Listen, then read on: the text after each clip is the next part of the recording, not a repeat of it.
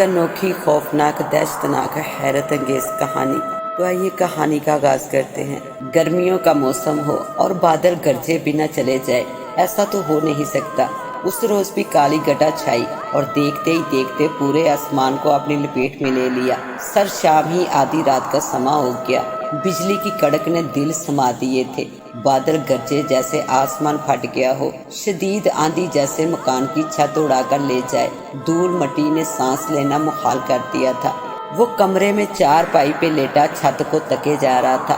دروازہ بند تھا لیکن تیز ہوا کی وجہ سے مسلسل ہل رہا تھا۔ کمرے کی اکلوتی کھڑکی سے تیز ہوا جو زور سے ٹکرائی تو کھڑکی کھل گئی اور ساتھ ہی تیز ہوا بارش کی بچھاڑ بھی اندر لائی۔ کمرے کا ماحول اچانک خوشگوار ہو گیا۔ میں جو چھت کو گورنے میں مصروف تھا چونک گیا، لیکن اس نے کھڑکی بند کرنے کی کوشش نہیں کی۔ ٹھنڈی ہوا بارش میں بھیگی ہوئی بہت بلی معلوم ہو رہی تھی۔ پرانے سرکاری اسکول کے ساتھ ہی اسے یہ گھر ملا تھا رہنے کو۔ بطور ٹیچر اس گاؤں میں اس کا تبادلہ ہوا تھا۔ سرکاری نوکری تھی اور حکم بجا لانے کے سوا کوئی چارہ نہ تھا۔ وہ اس گاؤں میں آ گیا تھا اور رہائش کا مسئلہ بھی جلد ہی حل ہو گیا تھا۔ اسکول سے پہلے اس گھر میں کوئی بھی رہائش پذیر نہیں تھا اور نہ ہی کسی نے اسے اس گھر میں رہنے سے روکا تھا، سوائے ایک آدھ شخص کے جو اس گھر کے سیب زدہ ہونے کا کہہ رہا تھا۔ لیکن فاحد کو اس گھر میں ایسی کوئی بات نظر نہیں آ رہی تھی جو اس کے سیب زدہ ہونے کا پتہ دیتی۔ بہرحال سارا سامان اس نے گھر میں منتقل کیا اور شام تک ایک کمرہ اس نے رہنے کے قابل بنا لیا تھا۔ اور شام کو ہی آندھی اور بارش جو شروع ہوئی کہ رکنے کا نام ہی نہیں لے رہی تھی۔ کھانے کا موڈ بھی نہیں تھا اور نہ ہی اس کے پاس فی الحال کھانا بنانے کا کوئی انتظام تھا۔ گاؤں اسکول سے کافی فاصلے پر واقع تھا، اس لیے وہ گاؤں والوں سے کوئی مدد بھی حاصل نہیں کر سکتا تھا۔ اچانک صحن میں دب کی آواز سنائی تھی۔ وہ چونک سا گیا اور ٹارچ اٹھا کر دروازہ کھولنے آگے بڑھا۔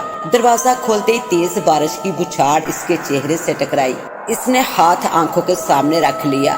ٹارچ جلانے کے بعد اس نے روشنی کا رخ صحن کی جانب کر دیا اور وہاں سے ایک بلی کی لاش نظر آئی۔ پھٹی ہوئی آنکھوں کے ساتھ فاحد حیران نظروں سے اس کی جانب دیکھنے لگا، کیونکہ وہ چھت سے نیچے مری ہوئی آئی تھی، جیسے کسی نے نہایت بے دردی سے اسے مار کے نیچے پھینک دیا ہو۔ بارش تیز ہونے کے باعث وہ آگے نہیں جا سکا، لیکن اس کا دل ہزاروں وسواسوں کی اما جگہ بن گیا۔ دوسرے دن بارش نہیں تھی لیکن بادل بدستوار موجود تھے۔ اس نے سارے گھر کی مکمل صفائی کی، قریبی شہر سے ضرورت کا سارا سامان لے کر آیا اور جیسے ہی وہ گھر کے اندر داخل ہوا اس کی آنکھوں نے عجیب منظر دیکھا۔ صحن میں کچھ مردہ پرندے پڑے تھے، خون میں لت پت، ویسے ہی جیسے رات کو بلی پڑی تھی۔ وہ ہلکا سا خوف زدہ ہوا اور چھت کی طرف نظر دوڑائی، وہاں کچھ بھی غیر معمولی دکھائی نہیں دیا۔ وہ اندر آیا، سارا سامان رکھنے کے بعد اس نے صحن میں پڑے وہ پرندوں کو ٹکانے لگایا اور آرام کی غرض سے لیٹ گیا۔ پھر تو یہ معمول بن گیا، دن کو پرندے اور رات کو بلی مری ہوئی ملنا، لیکن یہ 3-4 دن بعد ہوتا تھا۔ فاحد اس بات کا عادی ہو چکا تھا، لیکن وہ حیران ضرور تھا کہ ایسا کیوں ہو رہا ہے۔ اس کا ذکر اس نے گاؤں والوں سے بھی نہیں کیا۔ اسکول میں بہت تھوڑے بچے آتے تھے لیکن وہ بہت محنت سے انہیں پڑھاتا تھا۔ شروع کے چند دن بہت مصروف گزرے، اس لیے وہ چھت پر جا نہیں پایا، لیکن اس دن جب جلدی چھٹی کی وجہ سے وہ گھر آ گیا تو اس نے چھت پر جانے کا سوچا۔ آسمان بادلوں سے بھرا ہوا تھا، بارش کسی بھی وقت شروع ہو سکتی تھی۔ اس نے سوچا کہ بس جلدی چھت سے واپس آ جائے گا، لیکن ایسا نہیں ہو پایا۔ اس نے کمرے کا دروازہ جیسے ہی کھولا بجلی زور سے کڑکی۔ فاحد کا دل زور سے دھڑکا، لیکن پھر ہمت کر کے اس نے اندر قدم رکھ دیا۔ لیکن پھر اس کی آنکھوں نے ایک عجیب و غریب منظر دیکھا۔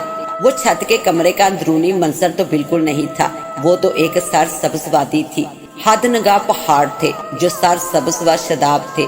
دور پہاڑ سے ایک چشمہ یوں نظر آ رہا تھا جیسے ایک خوبصورت پینٹنگ ہو۔ ٹھنڈی ہوا میں خوشگواریت تھی، شادمانی تھی۔ پرندے درختوں پر چہچہاتے اڑتے پھرتے تھے۔ دور کہیں جانوروں کے بولنے کی آوازیں آ رہی تھی۔ وہ آنکھیں پھاڑے دور تک نظر آتے منظر کو دیکھ رہا تھا، اس وادی کو دیکھ رہا تھا۔ کہاں وہ چھت کے کمرے میں آیا تھا اور کہاں اس وادی میں پہنچ گیا تھا۔ اس نے جلدی سے پیچھے مڑ کے دیکھا، اس دروازے کا نام و نشان بھی نہیں تھا جس سے وہ اندر آیا تھا۔ وہ گھبرا گیا، اس کی سمجھ میں کچھ نہیں آ رہا تھا کہ یہ سب کیا ہے۔ وہ وہاں کب تک کھڑا رہتا؟ آخر اسے قدم بڑھانے ہی پڑے۔ وہ کچھ دور ہی چلا ہوگا کہ اسے ایک بستی نظر آئی۔ مارے تجسس کے اس کے قدم اس بستی کی طرف اٹھ گئے۔ پتھروں سے تعمیر گئی وہ سادہ سی لیکن بہت خوبصورت بستی تھی۔ سب لوگ مشینی انداز میں اپنے کام میں مصروف تھے۔ سب لوگ نہایت صحت مند گورے چٹے تھے۔ وہ حیرانی سے ادھر ادھر دیکھ رہا تھا کہ کسی نے اس کے کندھے پر ہاتھ رکھا۔ فہد چونک سا گیا اور گردن موڑ کے پیچھے دیکھا۔ وہ ایک نوجوان تھا، نہایت خوبصورت، اس کی گوری رنگت دمکتی ہوئی تھی۔ پہاڑی علاقوں میں رہنے والوں کی طرح وہ نہایت طاقتور لگ رہا تھا۔ اس کے ہونٹوں کی طرح اس کی آنکھیں بھی مسکراتی ہوئی تھی۔ آؤ میرے ساتھ، اس نے فہد کو مخاطب کیا۔ تم کون ہو؟ جواباً وہ کچھ نہیں بولا اور فہد کو اپنے ساتھ آنے کا اشارہ کیا۔ فہد خاموشی سے اس کے پیچھے چل پڑا۔ کچھ دیر میں شاید اس کا گھر آ گیا تھا۔ وہ اندر داخل ہوا اور فہد کو اپنے پیچھے آنے کا اشارہ کیا۔ ایک چھوٹے سے کمرے میں پہنچ کر اس نے فہد کو بیٹھنے کا کہا اور خود بھی اس کے سامنے بیٹھ گیا۔ فہد کے اندر بہت سے سوالات اٹھنے لگے، لیکن اس سے پہلے کہ فہد اس سے کچھ پوچھتا وہ خود ہی بول اٹھا۔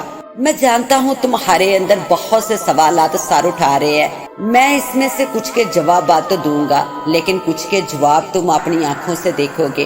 ایک بات جو فہد نے نوٹ کی کہ اس نوجوان میں زندگی کی کوئی ضرورت محسوس نہیں ہو رہی تھی۔ اس کے بولنے کا چلنے کا انداز بالکل مشینی تھا، ایسے جیسے وہ باہر بستی والوں کو دیکھ کر آ رہا تھا۔ تم ضرور حیران ہوں گے کہ میں تمہیں یہاں کیوں لایا ہوں، لیکن میں تمہیں وہ سب کچھ دکھانا چاہتا ہوں جو ہمارے ساتھ ہوا۔ ہماری یہ بستی جو تم نے دیکھی خاموش خاموش سی، پر شروع سے ایسی نہیں تھی۔ ہم سب بہت سکون سے زندگی گزار رہے تھے۔ زندہ رہنے کے لیے اور پیٹ بھرنے کے لیے یہاں بہت محنت کی ضرورت تھی، جو ہم بخوشی کرتے تھے۔ میں اپنے والدین کی اکلوتی اور لاڈلی اولاد تھا، لیکن پھر کچھ ایسا ہوا کہ سب کچھ بدل گیا۔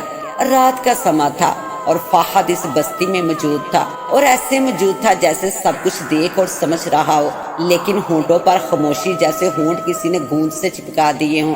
نہ حرکت کر سکتا تھا اپنی مرضی سے اور نہ کوئی لفظ ہی بول سکتا۔ بشام اپنے گھر اپنے والدین کے ساتھ موجود تھا۔ چولہے میں جلتی آگ کے پاس وہ تینوں موجود تھے۔ بشام کی ماں کھانا بنا رہی تھی اور وہ باپ بیٹا پاس بیٹھے باتوں میں مصروف تھے۔ فہد دور کھڑا جیسے کوئی فلم دیکھ رہا تھا اور وہ تینوں اس کی موجودگی سے لا علم تھے۔ پردہ اسکرین پر جیسے کوئی فلم چل رہی تھی۔ لو بشام بیٹا کھانا کھا لو، اس کی ماں نے کھانے کی چنگیر اس کے سامنے کی۔ گرم روٹی اور سالن سے اٹھتی مہک نے بھوک کو مزید بڑھا دیا تھا۔ بشام نے جلدی سے چنگیر پکڑ لی اور بڑی رغبت سے کھانے لگا۔ وہ ان لڑکوں میں سے نہیں تھا جو ہر کھانے میں کیڑے نکالتے ہیں۔ وہ ہر چیز بڑی رغبت سے کھاتا تھا۔ شاید چیزوں کی فراوانی انسان کو نخریلا بنا دیتی ہے۔ حیرت انگیز طور پر بشام کو نہ ہی بھوک محسوس ہو رہی تھی اور نہ ہی نیند تک کا احساس ہو رہا تھا۔ وہ لوگ کھانے کے بعد سو گئے۔ دوسرے دن وہی معمول کے کام شروع ہو گئے۔ بشام اپنے والدین کے ساتھ حسب معمول لکڑیاں کاٹنے چلا گیا۔ جنگل بہت گھنا نہیں تھا، لیکن اچھا خاصا تھا، ہرا بھرا تھا۔ لیکن کچھ درخت خزار سیدھا بھی تھے اور وہی درخت اس وادی میں رہنے والوں کے کام بھی آتے تھے۔ وہ لکڑیاں کاٹنے میں مصروف تھے جب اچانک ہی اندھیرا سا چھانے لگا۔ کالی گٹا تھی جو اچانک ہی چھا گئی تھی اور دیکھتے ہی دیکھتے پورے آسمان کو اپنے لپیٹ میں لے لیا گیا۔ جنگل کے اندر ہونے کی وجہ سے اندھیرا بھی زیادہ محسوس ہو رہا تھا۔ اچانک بادل بہت زور سے گرجنے لگے اور بجلی کی کڑک بھی لرزا دے رہی تھی۔ بشام کا دل زور سے دھڑکنے لگا۔ اسے بجلی کی کڑک سے خوف محسوس ہوتا تھا، لیکن اس وقت اپنے والد کے ساتھ ہونے کی وجہ سے کچھ ہمت میں تھا۔ بارش بہت تیزی سے شروع ہو گئی اور کچھ ہی دیر میں ہر طرف جل تھل ایک ہو گیا۔ پہاڑی علاقوں میں بارش ویسے ہی بہت تیز ہوتی ہے، لیکن اس دن تو کچھ زیادہ ہی ہونے لگی، اتنی کہ تھوڑے سے فاصلے سے کچھ دکھائی ہی نہیں دیتا تھا۔ کتنے گھنٹے بیت گئے، لیکن بارش تھی کہ رکنے کا نام نہیں لے رہی تھی۔ جن راستوں سے وہ آئے تھے وہ ایسے نہیں تھے کہ بارش کے دوران ان پر سفر کیا جا سکتا۔ شام قریب تھی اور انہیں رات گزارنے کے لیے کسی ٹھکانے کی تلاش بھی کرنا تھی۔ فہد دور کھڑا یہ سب کچھ دیکھ رہا تھا اور تیز برستی بارش اس کا کچھ نہیں بگاڑ پا رہی تھی۔ اس نے کئی بار بشام کو آواز دینا چاہی، لیکن آواز اس کے حلق سے نکل ہی نہیں رہی تھی۔ اب واپسی تو مشکل ہے بیٹا، اس لیے ہمیں رات کے لیے کوئی ٹھکانہ ڈھونڈنا ہوگا۔ بشام کے والد نے اسے مخاطب کیا۔ بشام جو بارش دیکھنے میں مہو تھا ایک دم چونک پڑا۔ وہ ایک خاصے گھنے پیڑ کے نیچے تھے، اس لیے براہ راست وہ بارش سے بچے ہوئے تھے۔ ہاں کہیں کہیں سے بارش کا پانی ٹپک رہا تھا۔ گرمیوں کا موسم تو تھا لیکن وہ پہاڑی علاقہ تھا۔ تیز بارش کی وجہ سے کافی ٹھنڈ لگنا شروع ہو گئی تھی اور اوپر سے تیز ہوا نے رہی سہی کسر پوری کر دی تھی۔ لیکن ابو اتنی بارش میں کہیں جانا بہت مشکل ہے، ہم رات کہاں گزاریں گے؟ بشام جو ایک 20 سالہ نوجوان تھا اس وقت کسی ڈرے ہوئے بچے کی مند لگ رہا تھا۔ بس کچھ بارش تھمنے دو پھر ہم آگے بڑھیں گے۔ جہاں سے پہاڑ شروع ہوتے ہیں وہاں کچھ غاریں بھی ہیں، ہمیں رہنے کو ضرور جگہ مل جائے گی، تم پریشان مت ہو۔ بشام والد نے اسے اپنے ساتھ لگا لیا۔ بشام باپ کے کندھے پہ سر رکھے خاموش اور پریشانی سے بارش کو تک رہا تھا۔ اس کی زندگی میں آج تک ایسا کوئی دن نہیں آیا تھا جب اسے گھر سے باہر جنگل میں رات گزارنی پڑی ہو۔ کافی وقت بعد بارش تھمی تو وہ دونوں جنگل میں آگے کی طرف بڑھنے لگے اور احتیاط سے چلنے کے باوجود وہ مشکل میں تھے۔ کہیں راستہ ٹھیک تھا اور کہیں بارش کا پانی کھڑا ہونے کی وجہ سے وہ رینگ رینگ کر چل رہے تھے۔ جب پھسلتے تو ایک دوسرے کو تھام لیتے اور کبھی تھامنے کے باوجود گر جاتے۔ وہ کافی بھیگ چکے تھے اور سردی میں بھی اضافہ ہونے لگا تھا۔ بہت سارے چلنے کے بعد کہیں جا کر انہیں پہاڑوں کے آثار نظر آئے تھے۔ کافی مشکل سے وہ ان غاروں تک پہنچے۔ ہوا اتنی تیز ہو چکی تھی کہ ان کے لیے چلنا مشکل ہو گیا تھا۔ ایک دوسرے کا ہاتھ پکڑے وہ باپ بیٹا آگے بڑھنے لگے اور کسی نہ کسی طرح اس غار تک پہنچنے میں کامیاب ہو گئے۔ جیسے ہی وہ غار میں داخل ہوئے انہیں لگا جیسے شدید شور کے بعد وہ یکدم سکوت میں آگے ہوں، اور یہ سکوت بہت بلا معلوم ہو رہا تھا۔ باہر کی نسبت اندر سردی میں کمی تھی لیکن گیلے کپڑوں کے باعث انہیں محسوس ہو رہی تھی آگ جلانے کی ضرورت تھی۔ وہ پہاڑی لوگ تھے، انہیں معلوم تھا کہ آگ کیسے جلانی ہے۔ غار میں بہت خشک لکڑیاں بکھری ہوئی تھی۔ کچھ خاص پتھروں کو آپس میں رگڑنے سے وہ ان خشک لکڑیوں کو جلانے میں کامیاب ہو گئے۔ کپڑے خشک کرنے کے بعد وہ آگ سے کچھ فاصلے پر بیٹھ گئے۔ نظریں باہر کی طرف تھی جہاں کبھی تو بارش مکمل رک جاتی اور کبھی پھر سے برسنے لگتی، اور پھر دیکھتے ہی دیکھتے شام ہو گئی۔ ہر طرف گپا اندھیرے نے سر اٹھا لیا۔ بادلوں کے باعث اندھیرا کچھ زیادہ ہی محسوس ہو رہا تھا۔ بشام کی والدہ نے گھر سے نکلتے وقت کھانا ساتھ باندھ کے دے دیا تھا۔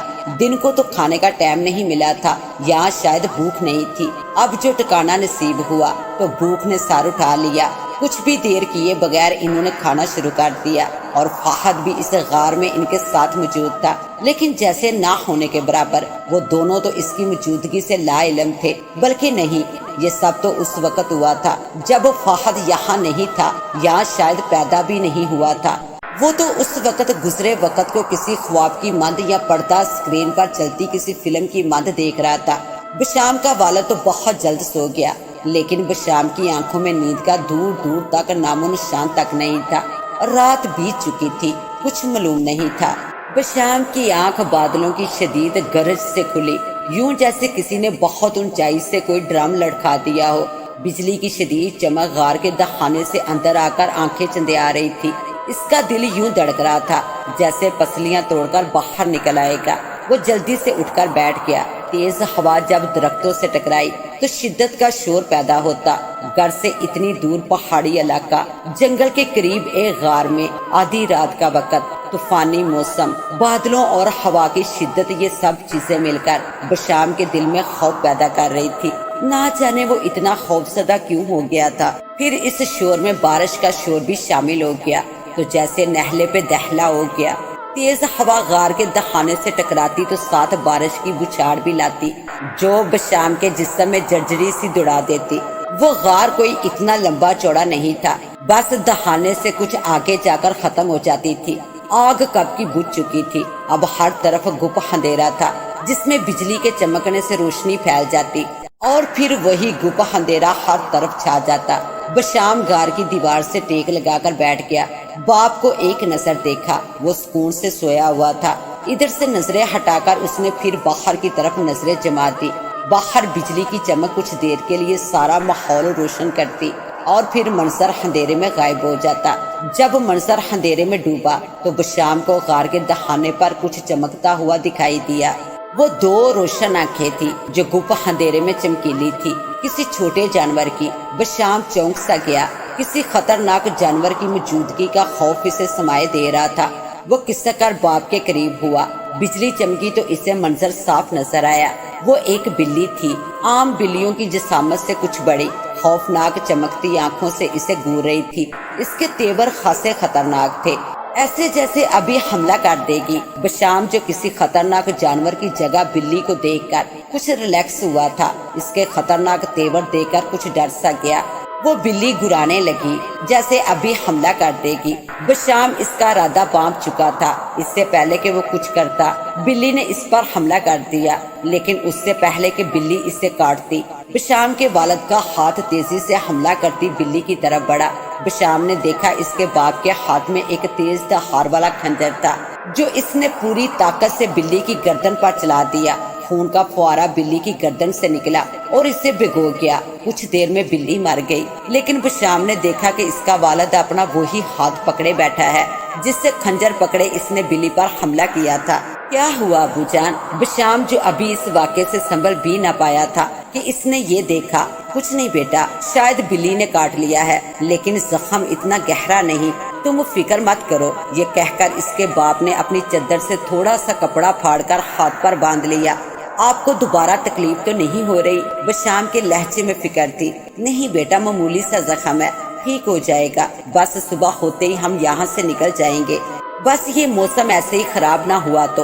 बशाम के वालिद ने परेशान नजरों से बाहर की तरफ देखा, जहाँ मौसम अपनी तमाम तर शिद्दत से अपना असली रूप सबको दिखा रहा था। बेटा तुम सो जाओ, अभी रात बहुत बाकी है, मैं जाग रहा हूँ। बशाम के बाप ने बेटे की तरफ देखकर प्यार से कहा। नहीं अब्बू, मुझे नींद नहीं आ रही। बशाम खौफसदा था सोने से, लेकिन बाप के मजबूर करने पर लेट गया और फिर ना जाने कब इसकी आंख लग गई, इससे पता ही न चला। बशाम का बाप बहुत अजियत में था। वो हाथ को दूसरे हाथ से दबाए हुए था। इसकी रंगत सुर्ख पड़ रही थी। हल्के हल्के दाने तमाम जिस्म पर नमूदार होना शुरू हो गए थे। जिस जगह पर बिल्ली ने काटा था वो जगह बहुत ज्यादा सूज चुकी थी। वो तकलीफ की शिद्दत से करहाना चाहता था, लेकिन बशाम के जागने की वजह से वो आवाज को दबाए हुए था। इससे तकलीफ से दोहरा होता देखकर फाहद से बर्दाश्त न हुआ। इसने बशाम को आवाज दी, लेकिन इसकी आवाज इसके मुंह से निकल ही न पाई। और फिर बहुत सी तकलीफ झेलने के बाद अचानक ही बशाम के बाप ने हरकत करना छोड़ दी। वो बाग के करीब पहुंचना चाहता था, लेकिन ऐसा करना इसके बस में नहीं था। वो बेहोश था या मर चुका था, इसे कुछ मालूम नहीं था। इसे तब मालूम हुआ जब सुबह बशाम उठा और इसने बाप को मुर्दा पाकर रोना शुरू कर दिया था। सुबह मौसम साफ हो चुका था। इसने रोते हुए बाप की लाश को कंधे पर उठाया और जंगल से होता हुआ घर की जानब बढ़ने लगा। मुश्किल रास्ते से गुजरते हुए कौवों के एक गौल ने इस पर हमला कर दिया था। बाप की लाश कंधे से गिरकर लड़खती हुई गायब हो गई। बशाम फटी आंखों से बाप की गायब होती लाश को देखने लगा, लेकिन वो कुछ नहीं कर सकता था। बेजान कदमों से घर की तरफ रवाना हो गया और जैसे ही वो वादी में दाखिल हुआ, वहाँ का मंजर ही बदला हुआ था। वादी से रोने करहाने की आवाजें आ रही थी। लोग छुपते फिर रहे थे। हर तरह के परिंदे हजारों के हिसाब से वहाँ मौजूद थे। बिल्लियां दर्जनों के हिसाब से गलियों में फिर रही थी गुराती हुई। परिंदे शोर मचा रहे थे, इंसानों पर हमला कर रहे थे, और जिन लोगों को इन्होंने काटा था वो तकलीफ की शिद्दत से दोहरे हुए जा रहे थे। बहुत से लोगों को इसने मुर्दा देखा। इन सब के जिस्म सुर्ख दानों से भरा हुआ देखा, जैसे इसके बाप के जिस्म पे था। ये क्या हुआ था?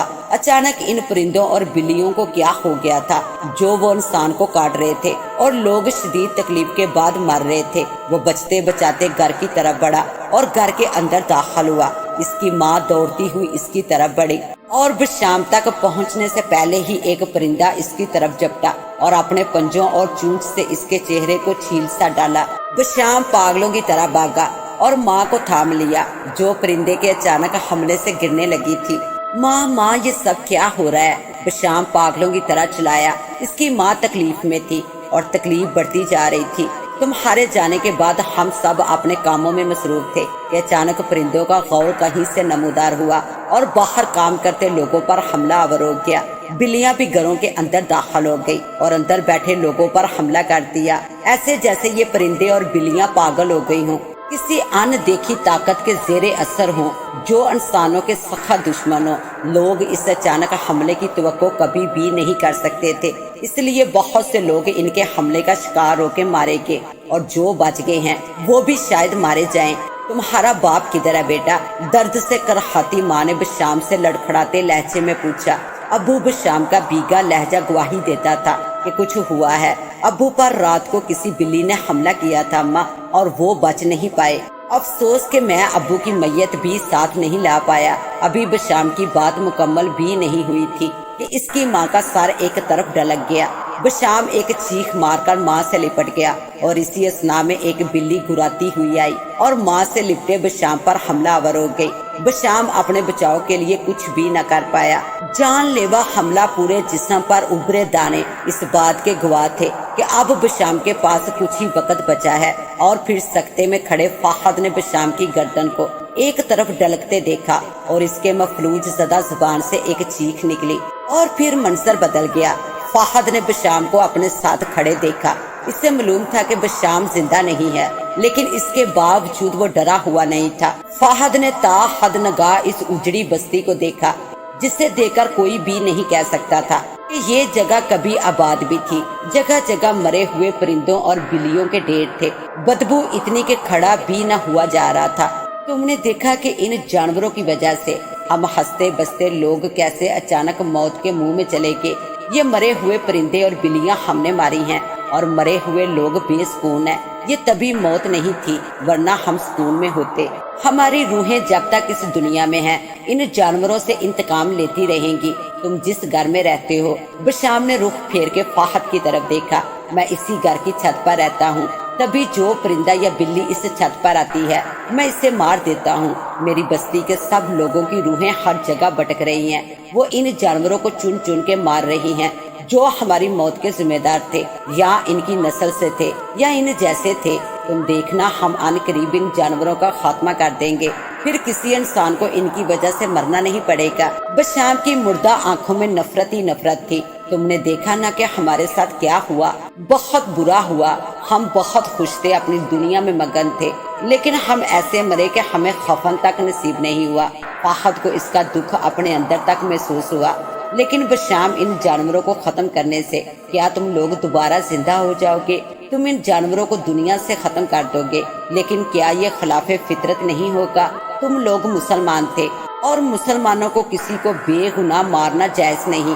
फाहद ने बशाम को प्यार भरे लहजे में समझाने की कोशिश की। तुम खुद ही तो कह रहे हो कि तुमने उन सब परिंदों और जानवरों को मार दिया था जिन्होंने तुम पर हमला करके तुम सबको अजियत से दो चार करके मार दिया था। लेकिन कभी तुमने सोचा कि इन परिंदों और बिल्लियों की ये हालत क्यों हुई थी? हो सकता है वो खुद किसी आफत या बीमारी में मुब्तला हो। जैसे एक बावला कुत्ता हर चीज को काटता है जो इसके सामने आती है, तो हो सकता है जिन जानवरों ने तुम्हारी बस्ती पर हमला किया हो वो खुद किसी ऐसी बीमारी में मुब्तला हो। बशाम, तुम जानते हो ये परिंदे कभी किसी को नुकसान नहीं पहुंचाते और बिल्लियां भी आम तौर पर पुरसुकून रहती हैं। तुम इन्हें मारना छोड़ दो ताकि लोगों की रूहें भी पुरसुकून हो जाएं।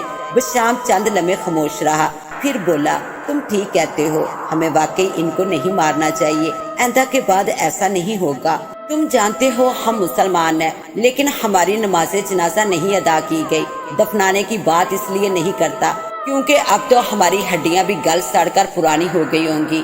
तुम बस गांव वालों को कह दो हमारी गैबाना नमाज़े जनाजा अदा कर दें और हमारी मगफरत की दुआ करें ताकि हम अपने असली मुकाम यानी आलम बाला में चले जाएं। बशाम ने मिन्नत भरी आंखों से फाहद को देखा। हम जरूर ऐसे ही करेंगे बशाम। फाहद बोला, तुम जाओ अपने असली मुकाम की तरफ और खुदा तुम्हें सुकून नसीब करे और तुम सबकी मगफरत फरमाए, आमीन। फाहद की बात मुकम्मल होते ही बशाम की रूह गायब हो गई। फाहद ने गांव वालों को सारी बात बताई और गायबाना नमाज़े जनाजा और दुआ की गई। इसके बाद फाहद के घर में कभी कोई बिल्ली या परिंदा मरा हुआ नहीं पाया गया। इसके साथ ही अब मुझे दे इजाजत, मिलते हैं इंशाल्लाह एक न्यू कहानी के साथ। तब तक के लिए अल्लाह निगहबान।